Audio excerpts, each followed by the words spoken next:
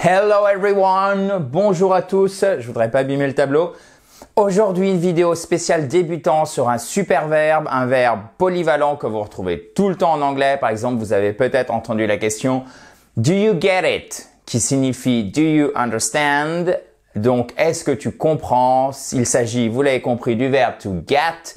Je vous ai mis les 6 sens principaux. Vous allez l'avoir à toutes les sauces. Donc, c'est une vidéo notamment parfaite si vous êtes débutant. Donc, ce verbe, il est extrêmement utilisé, d'accord? Son sens premier, c'est obtenir, recevoir.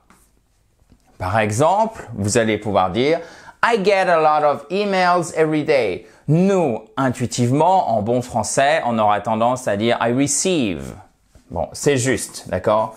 To receive et pas to receive. Attention, to receive. Vous avez un accent tonique ici, c'est-à-dire que c'est cette partie du mot qui est accentuée. Donc, to get au sens de obtenir.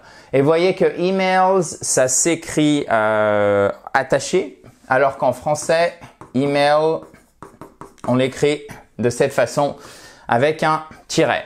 Autre exemple, I got a new bike for my birthday. J'ai eu un nouveau vélo pour mon anniversaire. Donc, recevoir, obtenir, to get. Et évidemment, c'est un verbe irrégulier. Ça nous donne, vous l'avez vu ici au passé, got. OK? Et d'ailleurs, c'est aussi celui que vous retrouvez dans I've got pour dire j'ai en anglais, notamment britannique. C'est exactement la même chose. I have got, c'est j'ai obtenu, donc je possède. Vous verrez parfois aussi cette forme, mais ça c'est spécifique à l'anglais américain qui est gotten. OK? So, aussi to get peut signifier, chers amis, un changement d'état, en fait, c'est devenir. Changement d'état ou, pardon, de condition. It's getting cold, it's getting hot. Il commence à faire chaud, il commence à faire froid. We should go inside. Nous devrions rentrer. Alors, rentrer inside, c'est à l'intérieur. Ça, c'est une traduction littérale. Mais si je dis rentrer à l'intérieur, c'est comme monter en haut ou descendre en bas. Vous l'avez compris, il s'agit d'un pléonasme. Mais si on traduit mot à mot, c'est nous devrions aller à l'intérieur, nous devrions rentrer. OK? Autre exemple, to get tired. Se fatiguer. Oui, parce que to get, vous verrez, et c'est le cas pour to get tired, sert aussi à traduire les formes pronominales. Vous allez me dire, OK, qu'est-ce que c'est qu'une forme pronominale? Ce sont tous les verbes en se. Se laver, par exemple. OK? Se fatiguer. To get tired. Alors, c'est pas parce que vous avez une forme pronominale en français qu'on va mettre to get en anglais pour la traduire, non. Mais parfois, c'est le cas. Et là, c'est un exemple parfait.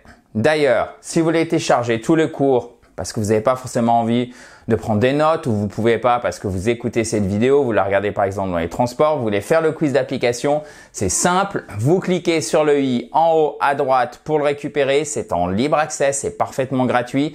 Si vous ne voyez pas le i en haut à droite, il suffit de cliquer sur le lien qui est juste en dessous dans la description, notamment si vous êtes sur mobile et sur tablette. Bien évidemment, vous pouvez aussi, chers amis, vous abonner à cette fabulous YouTube channel by clicking on the red button which is down there. Ensuite, to get, et là j'avais déjà vendu la mèche, si je puis dire, qui signifie comprendre, et notamment en anglais américain. Et ça, c'est extrêmement courant. C'est pour ça que je voulais vous faire cette vidéo parce que to get, encore une fois, je sais que je radote, mais c'est vraiment pour la bonne forme de votre anglais, si je puis dire. Vous allez l'entendre et vous allez donc l'employer. C'est une façon très simple de s'exprimer de manière vraiment authentique comme un native speaker, comme un locuteur natif, quelqu'un dont l'anglais est la langue maternelle.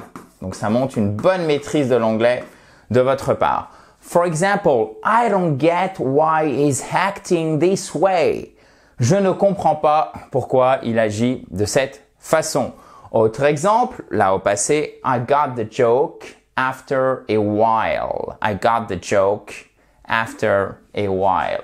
J'ai compris la blague après un moment. Après, to get, vous le savez en anglais, vous l'avez avec des prépositions particules. Donc oui, je vous disais, vous le savez en anglais parce que ça arrive très très souvent où vous avez par exemple le verbe de base et vous rajoutez une particule. Ok? Ça, c'est ce qu'on appelle un phrasal verb. La particule, elle va modifier, voire même complètement changer le sens initial du verbe. Par exemple, to get, obtenir, recevoir. To get up, se lever. D'accord? I used to get up early, so I need to get up early tomorrow. Il faut que je me lève tôt demain. Parce que si vous dites I need to get early tomorrow, ça veut dire il faut que j'obtienne, il manque un complément. Vous voyez, ça voudrait rien dire. I need to get up early. Ok, to get up, c'est se lever. Donc évidemment, si vous mettez early, tôt, qui signifie tôt, c'est parfait, on comprend bien. Ou alors, to get, au lieu de mettre up, on pourrait dire into.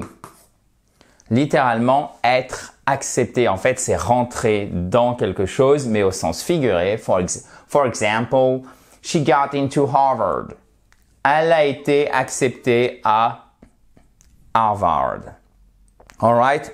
Dites-moi si vous avez des questions, chers amis, dans les commentaires juste en dessous. D'ailleurs, si vous appréciez la vidéo, vous pouvez toujours mettre un pouce bleu. Je vous prie de me croire, ça fait toujours plaisir. To get, c'est aussi acheter. Par exemple, I need to get some groceries. Il faut que j'achète quelques courses. Groceries, c'est les courses, ok? Ensuite, elle a acheté une nouvelle robe pour la fête. She got a new dress for the party. Alors, vous allez me dire, ok, mais pourquoi je peux pas mettre to buy qui fait au passé, c'est un verbe irrégulier, bought. Ben, vous pouvez tout à fait. En anglais comme en français, vous avez des synonymes ou des mots qui sont tellement proches qu'ils sont identiques. Il n'y aurait pas une grosse différence entre I need to buy some groceries, I need to get some groceries. To buy, là on est vraiment dans la transaction monétaire, alors que to get, on est dans, oui, ça signifie acheter, mais on a aussi le côté il faut que j'y aille, que je les prenne et que je revienne. Il y a une légère nuance, mais en fait, le résultat est le même. I need to buy some groceries. Il y a une nuance. C'est pour ça qu'on est dans le synonyme. C'est pas tout à fait identique. Mais l'un ou l'autre, c'est interchangeable pour un sens tout à fait commun. She bought a new dress for the party. Elle a acheté, on traduira, oui, en français. Elle a acheté, il y a une très légère nuance. She bought, she got. Parce que she got a new dress for the party. On n'est pas sûr qu'il y ait une transaction monétaire.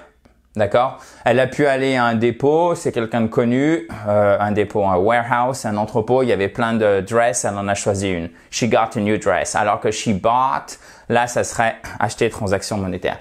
To get aussi. Et alors, c'est j'allais dire une translation, une traduction vraiment très authentique, une utilisation très courante par les native speakers, qui n'est pas forcément pour nous francophones, c'est arriver ou atteindre un endroit, d'accord? Donc, indiquer que vous atteignez ou vous arrivez à un endroit. Par exemple, to get home. Nous sommes rentrés tard. We got home late last night. La nuit dernière. To get home, c'est rentrer à la maison. To go home, yes. Ça serait c'est identique. On va pas se compliquer la vie, ok? To get home, to go home.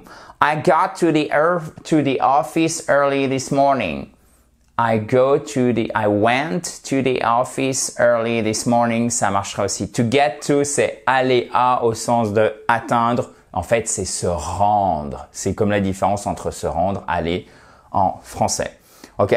Donc, ce mot, il est littéralement incroyablement utile, d'accord? Il faut vous entraîner à partir de ces exemples. Déjà, si vous avez conscience de tous ces sens qu'on a vus là aujourd'hui, ça va considérablement, je me pousse, vous aider, mais littéralement pour enrichir votre vocabulaire pour des choses simples. Obtenir, recevoir, comprendre, se rendre à, se lever, être accepté, Qu'est-ce qu'on avait vu aussi? Oui, devenir. Ça, c'est très important. It's getting cold, it's getting hot, ok?